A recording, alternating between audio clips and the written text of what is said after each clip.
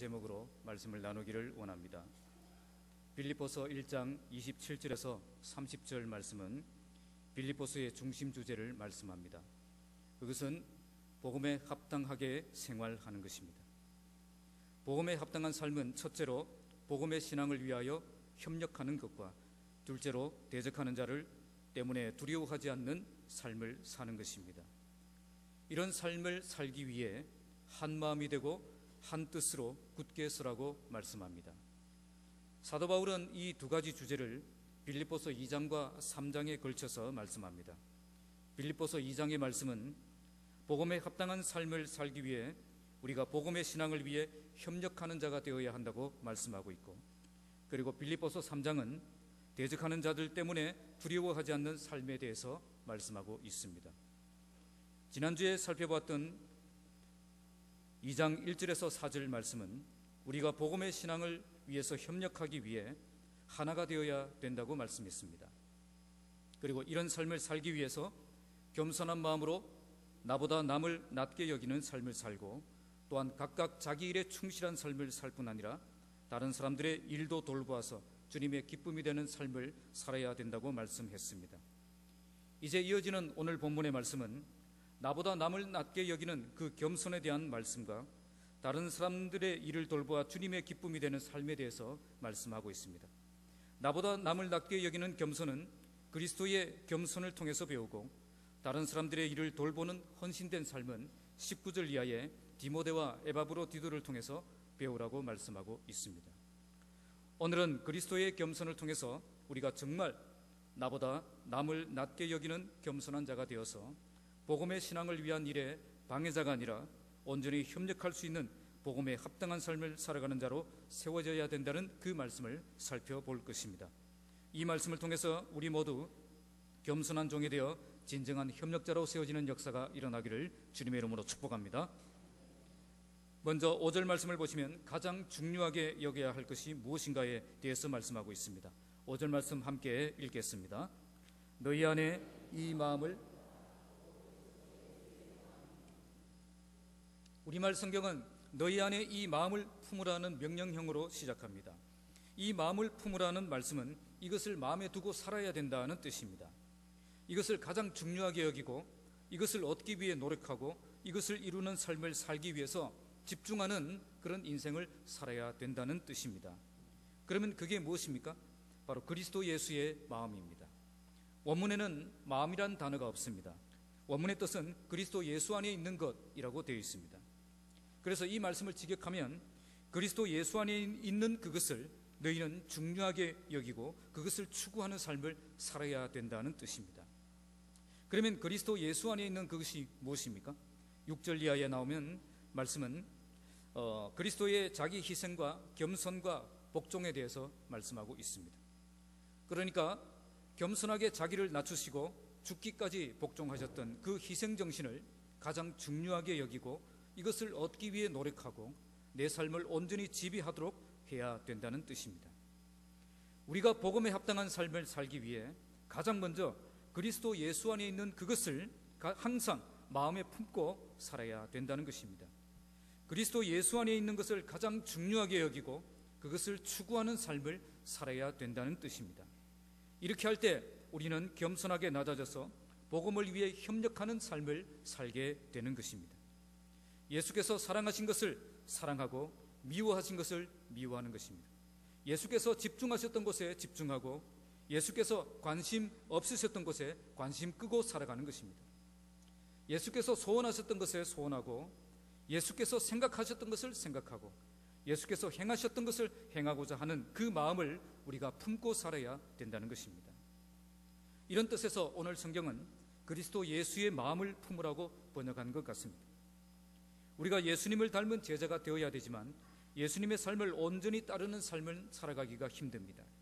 하지만 우리가 예수님의 삶을 그대로 따라갈 수는 없었다고 할지라도 그분의 마음과 그분의 정신만큼은 우리가 분명히 가지고 살아갈 수 있다는 것입니다. 본문에서의 강조점은 우리의 삶 속에는 예수의 정신이 있어야 된다는 것입니다. 우리가 예수님처럼 사역할 수는 없었다고 핑계할 수 있어도 예수님의 마음을 잃어버리고 살았다고 핑계할 수는 없다는 것입니다.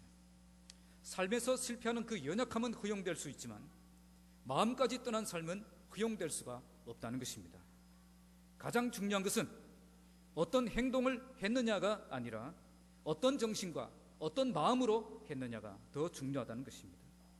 우리의 모든 삶에는 예수의 마음과 예수의 정신이 묻어나는 삶이 되어야 한다는 것입니다. 예수께서 중요하게 여기신 것을 중요하게 여기는 그 마음과 소중하게 여기신 그 원리가 무엇인가를 생각할 줄 아는 그런 정신을 가지고 살아야 된다는 것입니다. 우리가 어떤 것을 선택했다면 무슨 생각으로 그것을 선택했는가를 먼저 생각해야 됩니다.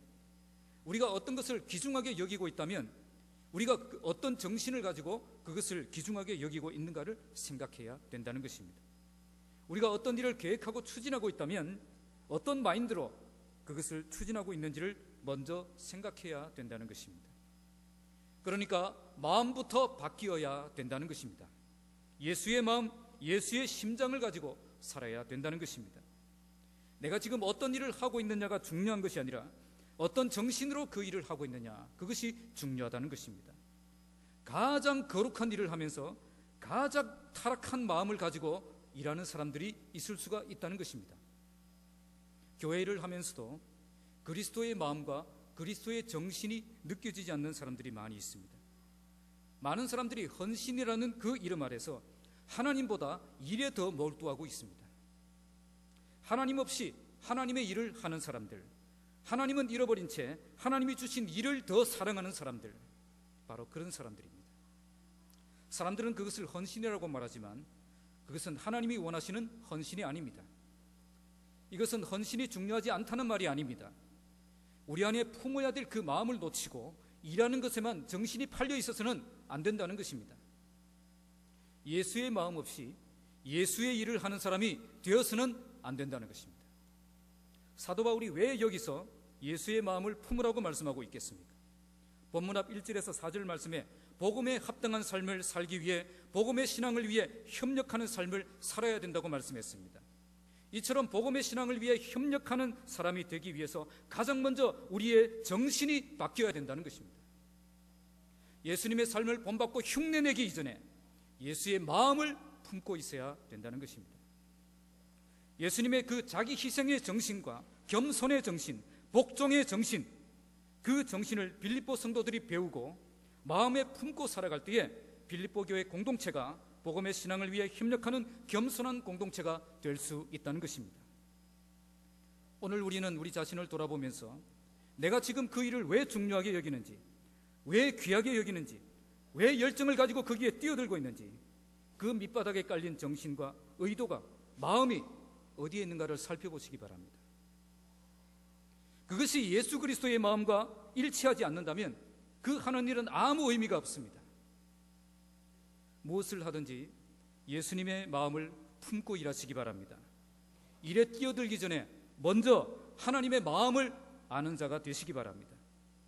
하나님의 눈물이 내 눈물이 되고, 하나님의 관심이 내 관심이 되고, 하나님의 기쁨이 내 기쁨이 되고, 하나님의 꿈이 내 꿈이 되는 그런 삶을 살아가시기 바랍니다. 그래야 정말 예수님의 마음을 담아서 복음의 신앙을 위해 온전히 협력하는 참된 그리스도인의 삶을 살아가시는 저와 여러분들이 되시기를 주님의 이름으로 축복합니다. 그러면 예수 그리스도 안에 있는 것들이 무엇입니까? 6절에서 8절은 세 가지를 말씀합니다. 이제 본문은 우리가 가장 중요하게 여겨야 될 그리스도 안에 있는 것들이 무엇인가를 말씀합니다. 그것은 한마디로 겸손과 포기의 정신입니다.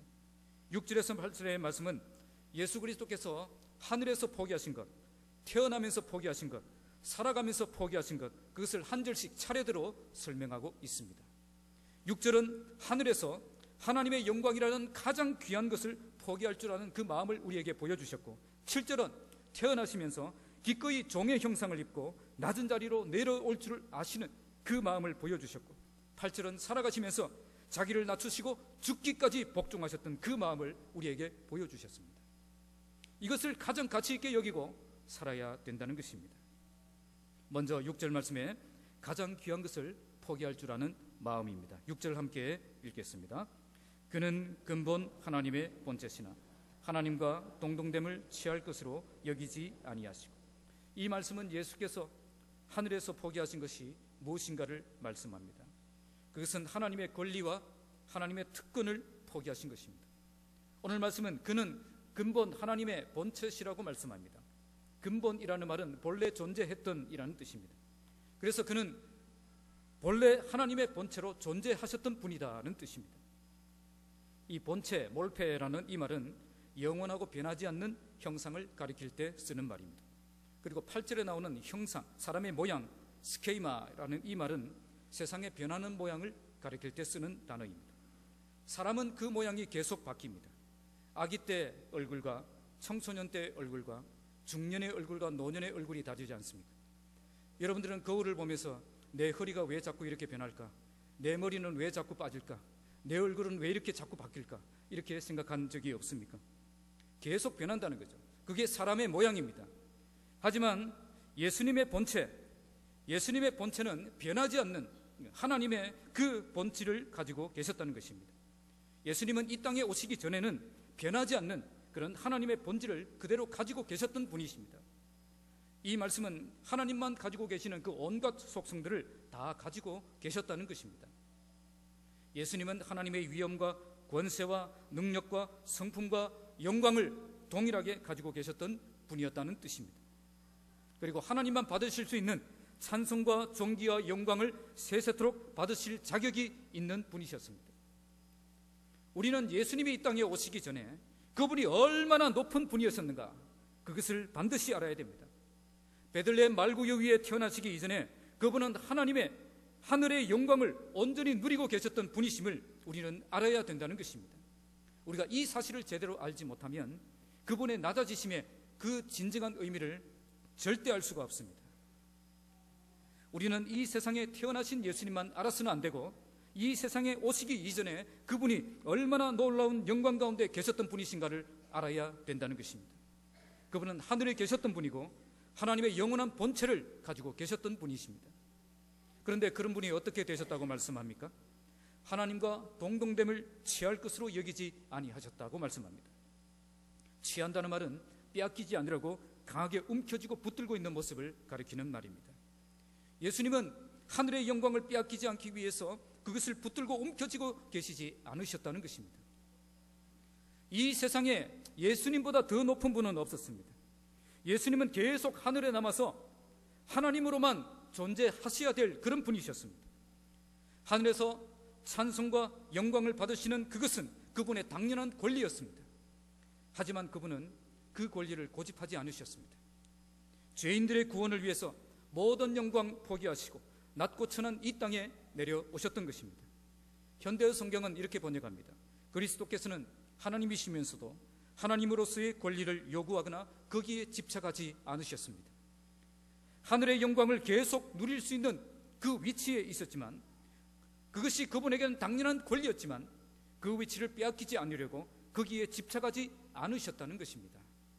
도리어 그 고난을 내려놓고 섬김의 자리로 내려오셨습니다. 이 땅에 오신 그분은 하나님으로서의 그 권리와 특권은 포기하셨지만 여전히 하나님이셨습니다. 인간이 되셨지만 여전히 하나님이셨기 때문에 여전히 찬송받으시고 영광받으시는 그 자리를 고집할 수 있으셨습니다. 하지만 그렇게 하지 않으셨다는 것입니다.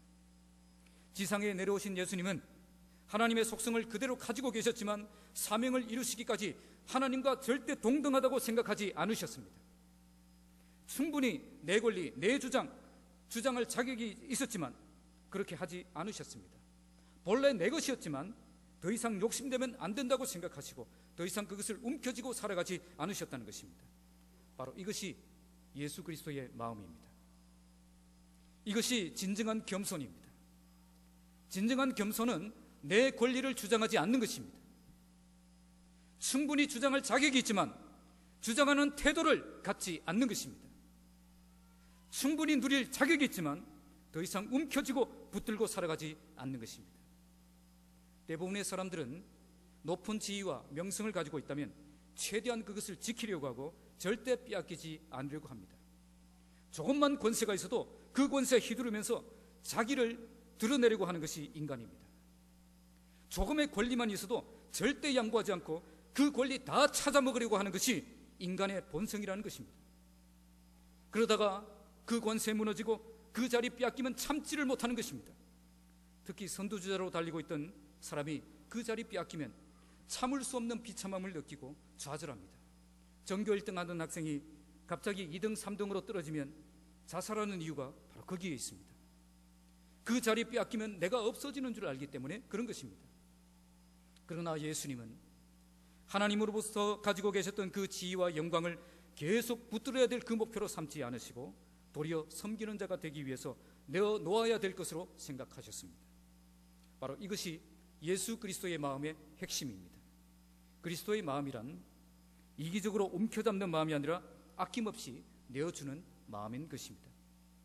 우리 주 예수 그리스도의 은혜를 너희가 알거니와 부요하신 자로서 너희를 위하여 가난하게 되심은 그의 가난함을 인하여 너희로 부요하게 하려 하심이니라. 그리스도인의 마음에는 당연히 내 것이기 때문에 내가 누릴 수 있음에도 불구하고 하나님의 영광과 교회의 성장과 지체들의 그 회복을 위해서 포기할 줄 아는 그 마음이 있어야 됩니다. 우리는 자기만을 기쁘게 하는 자가 되어서는 안 됩니다. 내 권리를 내어놓고 기꺼이 섬김의 자리로 내려갈 수 있어야 되는 것입니다. 이게 그리스도의 마음을 아는, 그리스도의 마음을 소유한 자의 참된 정신입니다. 지금 여러분들이 움켜쥐고 있는 것이 무엇입니까? 사도 바울은 빌립보서 3장 7절에서 내게 유익하던 것을 그리스도를 위하여 다 해로 여길 뿐더러 모든 것을 배설물로 여긴다고 고백했습니다. 바로 이것이 예수님을 만난 진정한 그리스도인의 변화입니다. 예수께서 가장 지키고 싶은 것을 더 고귀한 목적을 위해서 값없이 포기하셨던 것처럼 그분의 제자로서 주님의 나라와 의를 위해서 내게 소중한 것을 아낌없이 포기할 줄 아는 그런 사람들이 다 되시기 바랍니다. 더 소중한 것을 위해서 지금 소중한 것을 포기할 줄 아는 예수님의 마음을 소유한 진정한 하나님의 백성들이 다 되시기를 주님의 이름으로 축복합니다. 두 번째는 7절에서 가장 낮은 자리로 내려갈 수 있는 마음입니다. 7절 말씀 함께 읽겠습니다. 오히려 자기를 비워. 헬라어 원문은 자기를이라는 말이 가장 먼저 나와서 강조되고 있습니다. 헬라어의 어순상 자기를이 먼저 나올 수가 없습니다. 그런데 우리말은 이제 목적어가 먼저 나오기도 하기 때문에 자기를이 먼저 나오기도 하지만 헬라어는 절대 문법 구조상 영어와 어순이 같거든요. 자기를이 먼저 나올 수가 없습니다. 그런데 헬라어 원문은 자기를이라는 말이 가장 먼저 나와서 강조되고 있습니다. 이렇게 강조한 목적은 그분이 도저히 비울 수 없는 그것을 비우셨다는 것을 강조하기 위함입니다. 그 누구도 버리려고 하지 않는 것, 모든 능력과 영광과 특권을 누가 버리겠느냐는 것입니다.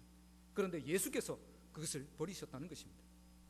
이것은 예수 그리스도의 신성을 버리셨다는 뜻이 아닙니다. 하나님과 동등하게 되려던 그 존재 방식을 버리셨다는 것입니다. 다시 말하면 신의 속성을 버린 것이 아니라 권세와 영광을 버린 것입니다. 하나님보다 못한 존재가 되셨다는 뜻이 아니라 하나님으로서 받으실 수 있는 그 본래의 영광을 누리지 않기로 결정하셨다는 것입니다. 헬라어 문장은 자기를 비웠다는 말만 동사이고 종의 형체를 가지는 것과 사람들과 같이 되는 것이 분사구로 되어 있습니다. 그러니까 본문을 연결해서 해석하면 예수님은 종의 형체를 가져 사람들과 같이 되심으로 자기를 비우셨습니다. 뒤에 나오는 두 가지는 예수님이 자기를 비우신 두 가지 방법이 되는 것입니다. 첫째, 예수님은 종의 형체를 가지심으로 자기를 비우셨습니다. 종의 형체라는 말은 그리스도의 신분과 낮아지신 신분을 강조하기 위해서 쓰신 말입니다. 예수께서 가치 없는 자로 여김을 받는 비천한 삶을 선택하셨다는 것입니다. 만왕의 왕께서 만민의 종이 되신 것입니다. 종의 형체라는 말은 약한 번역입니다. 이 말은 6절에 나온 본체라는 말과 같은 단어입니다. 그러니까 예수님은 하나님의 본체셨지만 이제는 종의 본체가 되신 것입니다. 하나님의 본체라고 하면 예수님의 품위와 영광과 권세가 나타나는 단어이지만 하나님의 본체라는 말은 하나님의 속성과 품위와 영광과 권세를 가지셨다는 그 뜻이지만 종의 본체가 된다는 말, 그것은 종이 가지고 있는 속성과 품위와 권위를 가지게 되었다는 것입니다. 다시 말하면 섬김의 자세가 되어 있는, 체질이 되어 있는 완벽한 종이 되셨다는 것입니다. 그냥 외관상으로만 종의 옷을 입고 계신 것이 아니라 복종의 자세가 체질이 되어 있는 그런 완전한 종이 되셨다는 것입니다. 두 번째는 사람들과 같이 되심으로 자기를 비우셨습니다. 같이 되었다는 헬라어는 완전히 똑같은 존재가 되었다는 뜻이 아니라 유사한 점도 있지만 차이점도 있다는 것을 나타낼 때 쓰는 단어입니다. 그리스도께서는 완전한 인간이셨지만 그에게는 다른 인간들에게는 찾아볼 수 없는 전혀 다른 면들이 있었다는 말입니다. 예수님은 인간이셨지만 신성을 함께 가지셨던 분이시고 타락한 인간들과는 달리 죄가 전혀 없으신 분이심을 이 한 단어가 묘사하고 있는 것입니다. 하지만 이 말씀이 진정으로 강조하고자 하는 것은 차이점이 아니라 유사점입니다. 예수님은 모든 면에서 다른 인간들과 똑같은 존재가 되셨다는 것을 강조하고 있는 것입니다. 하나님의 아들이 인간이 되셨다는 것은 온갖 제약을 받는 그런 연약한 존재가 되셨다는 뜻입니다. 임시로 사람의 모습을 하고 있는 것이 아니라 출생과 성장의 과정을 거친 진정한 사람이 되신 것입니다. 그럴듯한 복사판에 불과한 것이 아니라 진정한 인간이 되셨다는 것입니다. 그들이 느끼는 고통과 어려움을 함께 느끼면서 그들이 살았던 것과 똑같은 방식으로 살아가셨다는 것입니다. 성육신은 예수님이 하늘의 영광을 포기하는 것을 의미합니다. 하나님과 함께 누리셨던 그 영원한 기쁨과 영광을 버리고 죄 많은 이 세상에 오셔서 비참한 삶을 선택하셨던 것입니다. 하늘에서는 거룩한 예배와 찬송을 받으셨지만 이제 사람들로부터 멸시와 천대를 받기 위해 이 땅에 내려오신 것입니다. 예수님의 길은 이렇게 하늘의 영광 버리시고 자신에서 모욕과 수치의 길을 걸어가신 길입니다. 바울이 말하는 예수 그리스도의 마음이 바로 이런 마음입니다. 다른 영혼의 구원과 성장을 위해서 나를 기쁘게 희생할 수 있는 그 마음을 품고 사는 것입니다. 자기만 생각하는 이기적인 마음이 아닌 완전한 자기 부정과 완전한 자기 희생의 삶을 사는 것입니다. 이용규 선교사님의 내려놓음이라는 책이 한동안 베스트셀러였습니다. 이 책은 몽골 선교를 위해서 자기가 가진 학력도 경력도 실력도 모두 다 내려놓은 그 한 선교사의 이야기를 담고 있습니다. 이 책의 주요 주제는 당신이 내려놓으면 하나님이 움직이십니다. 당신이 내려놓으면 하나님이 움직이십니다. 그런데 이 책이 왜 많은 사람들에게 감동을 주었겠습니까? 진정한 실력을 갖춘 그 사람이 진정한 겸손의 자리로 내려갔기 때문입니다. 얼마든지 이 땅의 영광과 권세 누리며 그렇게 살 수 있었지만 하나님이 주신 그 사명 때문에 모든 것 포기하고 원주민의 마을로 뛰어들어가서 그들과 더불어 먹고 그들과 더불어 살고 그들을 섬기는 삶을 살았기 때문입니다. 오늘 말씀은 너희는 이것을 가장 중요하게 여기라고 말씀합니다. 곧 다른 사람을 섬기기 위해서 내 영광과 권세를 모두 내려놓고 수치와 모욕의 길을 기꺼이 걸어갈 수 있는 그런 사람이 되라는 것입니다. 하나님이 내려놓으라고 하시면 기꺼이 내려놓을 수 있는 그것, 바로 그것이 그리스도인의 삶의 가장 중요한 핵심 가치가 되어야 되는 것입니다. 우리 주님처럼 기꺼이 자신을 비우고 섬김의 자리로 나아가서 자기 희생의 삶을 살아서 많은 사람들에게 선한 영향력을 끼치며 살아가시는 저와 여러분들이 되시기를 주님의 이름으로 축복합니다. 세 번째는 8절 말씀에 죽기까지 복종할 수 있는 마음입니다. 8절 말씀 함께 읽겠습니다. 사람의 모양으로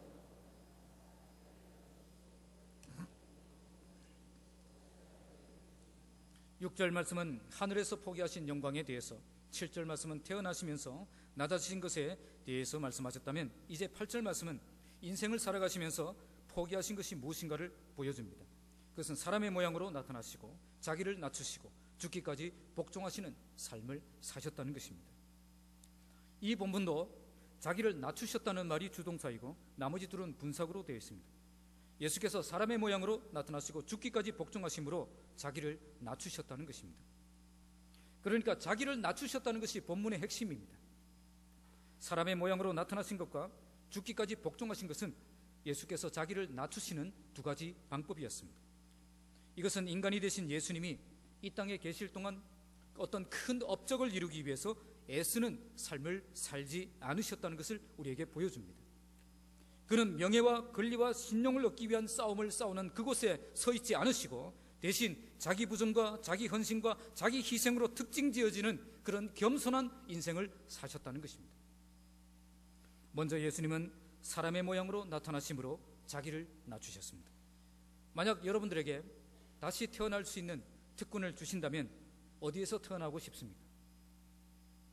흑인들을 무시해서 하는 말씀은 아니지만 혹시 하나님께서 여러분들에게 흑인의 모습으로 아프리카 오지에서 태어나라고 하신다면 여러분들은 어떤 마음이 들겠습니까? 이젠 죽었다. 아프리카 시에라리온의 이순복 선교사님이 하나님께서 가라 하시니 순복해서 그 시에라리온으로 선교지를 이제 선교사로 떠나셨습니다. 그런데 시에라리온이라는 그 나라는 정말 워낙 힘든 곳이기 때문에 선교사들이 꺼리는 곳입니다. 그래서 얼마 전만 해도 3명의 선교사님이 계셨는데 지금은 아무도 오지 않는다는 것입니다. 지금 이 나라에 아무도 선교사로 오지 않는다는 것입니다. 만약 우리가 아프리카로 선교사로 떠난다고 해도 그것은 쉽지 않은 결정이 될 것입니다. 거기에 있는 그 영혼을 향한 그 뜨거운 그 열정과 사랑이 없다면 그런 결심하기가 힘들 것입니다. 그런데 아프리카 사람들처럼 흑인으로 태어나서 거기서 성장하고 거기에서 삶을 마치라고 한다면 아무리 그 아프리카 사람들의 그 영혼을 뜨겁게 사랑하고 그 열정이 있다고 하더라도 쉽지 않은 결정이 될 것입니다. 잠시 가서 봉사하고 또 돌아온다면 몰라도 아예 거기서 태어나고 성장하고 살아간다는 것은 굉장히 고민스러운 문제가 아닌 것입니다. 만왕의 왕께서 우리 인간으로 태어나셨다는 이 말은 바로 그런 뜻입니다. 이것은 그분이 얼마나 인간을 사랑하셨는가를 보여주는 말씀입니다.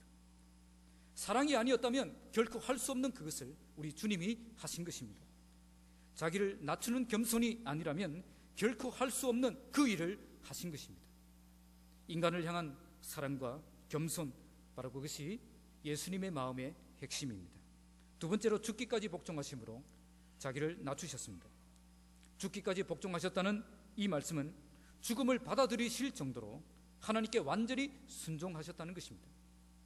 죽기까지 복종하는 사람은 완전한 복종을 하는 사람입니다. 하나님의 뜻을 이루기 위해서 나의 죽음을 받아들일 수 있는 사람은 이 세상에 두려울 것이 없는 사람입니다. 그런데 우리 주님이 받아들이신 그 죽음이 어떤 죽음이었습니까? 본문에 곧 십자가에 죽으심이라. 그 죽음마저도 평범한 죽음이 아니었다는 것입니다. 자연적인 죽음이 아니라 당시 노예들과 이방인들에게만 허용되었던 십자가 처형이라는 아주 잔인하고도 무서운 형벌을 받으셨던 것입니다. 유대인들은 이 형벌을 매우 두려워했습니다. 그 이유는 이 형벌이 고통스럽고 잔인했기 때문이 아니라 나무에 달린 자마다 하나님께 저주를 받은 것으로 간주되었기 때문입니다. 예수님은 가장 괴롭고 수치스러운 그 죽음을 하나님의 뜻에 복종하기 위해서 받아들이셨던 것입니다. 이걸 통해 참된 겸손은 자기 뜻을 고집하지 않고 하나님의 뜻에 자기 뜻을 복종시키는 것임을 알게 되어집니다. 겸손한 마음은 자기를 내세우지 않는 것입니다. 내 뜻대로 하지 않고 아버지의 뜻대로 하는 것입니다. 그것이 아무리 고통스럽고 힘겨운 일일지라도 인내하며 모든 것을 감수해내는 것입니다. 바로 이것이 죽기까지 복종하셨던 예수님의 겸손의 진수입니다.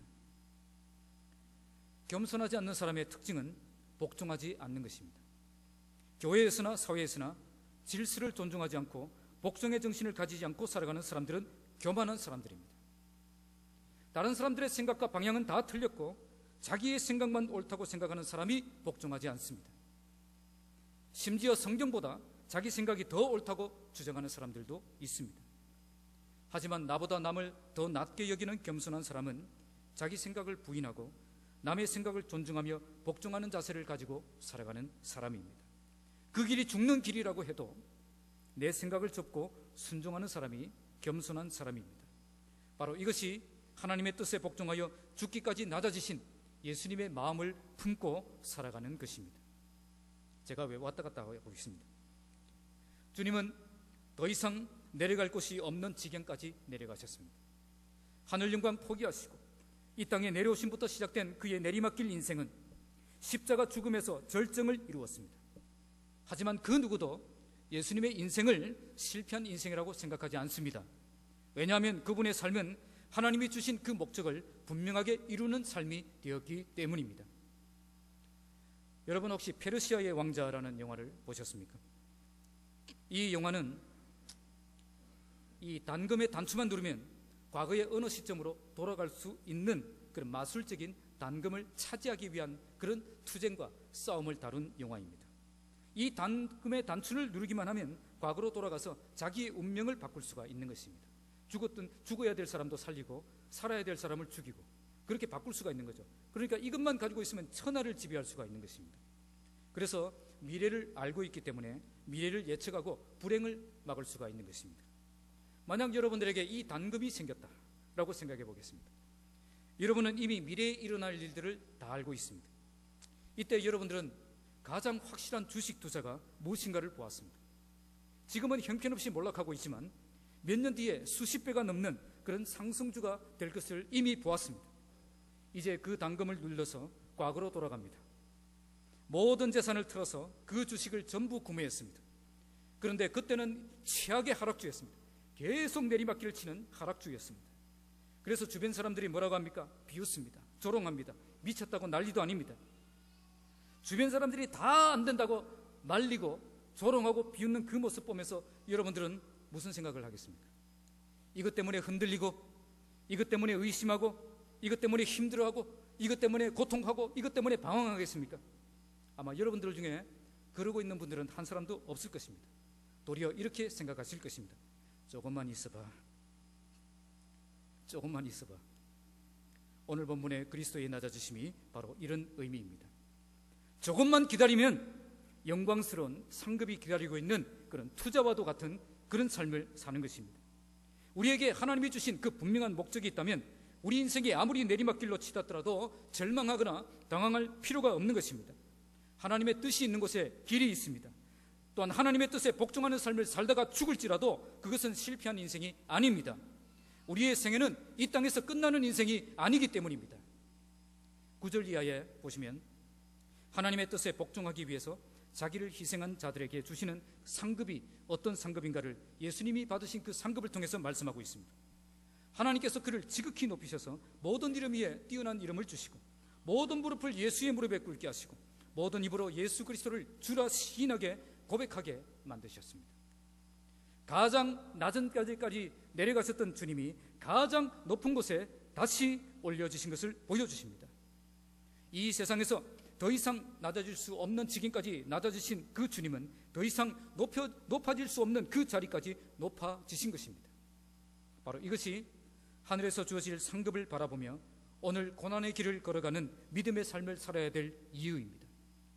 성경은 모세가 바로의 공주의 아들이라는 그 신분을 거절하고 도리어 그리스도를 위해 받는 고난을 애굽의 모든 보화보다 큰 재물로 여겼다라고 성경은 말씀합니다. 왜냐하면 히브리서 11장 26절에 그가 하늘의 상급을 바라보았기 때문이라고 말씀합니다. 하늘의 상급을 바라본 사람은 이 세상의 헛된 영광에 그 마음을 빼앗기지 않는다는 것입니다. 오늘 말씀은 우리 안에 이 마음을 품고 살아야 된다고 말씀합니다. 십자가의 삶은 가장 소중한 것을 얻기 위해서 오늘 나에게 중요한 것을 포기하는 삶을 사는 것입니다. 정말 하늘의 상급 시들지 않는 그 면류관을 생각하는 자는 오늘 겸손하게 자기를 쳐서 복종시키는 삶을 살아갈 수가 있습니다. 우리도 이 소망 가운데 살면서 우리에게 주어진 하나님의 목적을 겸손하게 복종하며 이루는 삶을 살아가시는 저와 여러분들이 되시기를 주님의 이름으로 축복합니다. 말씀을 맺겠습니다. 김연아 선수가 금메달을 딴 뒤에 인터뷰를 하면서 자기의 꿈에 대해서 말해달라고 했을 때에 이렇게 말하는 것을 제가 보았습니다. 은퇴를 하더라도 오랫동안 기억에 남는 선수가 되고 싶습니다. 그래서 지금까지 쌓아온 경력들이 무너지지 않도록 겸손한 사람이 되는 것, 겸손하게 쌓아온 모든 것을 지키는 것이 나의 꿈입니다. 시청자들의 반응은 역시 나를 실망시키지 않는 이런 김연아 선수가 너무너무 좋다고 반응을 보였습니다. 세상은 이런 사람들을 원하고 있는 것 같습니다. 실력이 없으면서 겸손한 사람이 아니라 정말 남다른 실력을 갖추고 있으면서도 정말 남다른 그런 영광과 권세를 누릴 수 있는 사람이면서도 겸손하게 살아가는 사람입니다. 이런 사람에게 매력을 느끼고 존경심을 가지고 사랑하는 것입니다. 지금 이 세상은 교만한 그리스도인, 무례한 그리스도인, 거룩하지 못한 그리스도인 때문에 질려버렸습니다. 도리어 지금은 실력은 있지만 정말 겸손한 인물들이 세상에서 존경과 사랑을 받고 있습니다. 이런 시대를 살아가는 우리가 어떤 삶을 통해서 그들에게 하나님을 증거하며 참된 진리를 선포하며 살아갈 수가 있겠습니까? 오늘 말씀은 우리의 행실이 바뀌기 이전에 먼저 우리의 마음이 바뀌어야 된다고 말씀합니다. 우리의 마음에 그리스도 예수 안에 있는 그것들을 가장 중요하게 여기고 추구하며 살려는 그 마음을 심어야 된다는 것입니다. 우리의 모든 삶에 예수의 마음과 예수의 정신이 살아있는 그런 삶을 살아야 된다는 것입니다. 이제는 우리 주님처럼 겸손히 낮아지는 삶이 우리의 꿈이 되고 핵심 가치가 되고 우리 삶의 목표가 되어야 됩니다. 우리 주님은 하늘에서 가장 귀한 것을 포기하셨고 태어나면서 가장 낮은 자리로 내려오셨고 살아가시면서 죽기까지 복종하셨습니다. 그분의 삶은 한순간도 낭비되거나 가치가 없거나 엉터리 같은 삶이 없었습니다. 오늘 우리에게도 주님처럼 가장 귀한 것을 포기할 줄 아는 마음, 가장 낮은 자리로 내려갈 줄 아는 마음, 죽기까지 복종할 수 있는 그 예수님의 마음을 품는 여러분들이 다 되시기 바랍니다. 이런 마음을 품고 살아갈 때에 공동체 안에서 남을 나보다 낮게 여기며 복음의 신앙을 위해 온전히 협력할 수 있는 그런 믿음의 사람이 될 수가 있는 것입니다. 여러분 모두 예수의 마음을 품고 진정한 겸손의 삶을 비워서 진정한 주님의 모습을 세상에 보여주며 복음의 신앙을 위해 협력하며 교회 공동체의 하나됨을 온전히 이루며 살아가는 진정한 주님의 증인들이 다 되시기를 주님의 이름으로 축복합니다. 기도하겠습니다.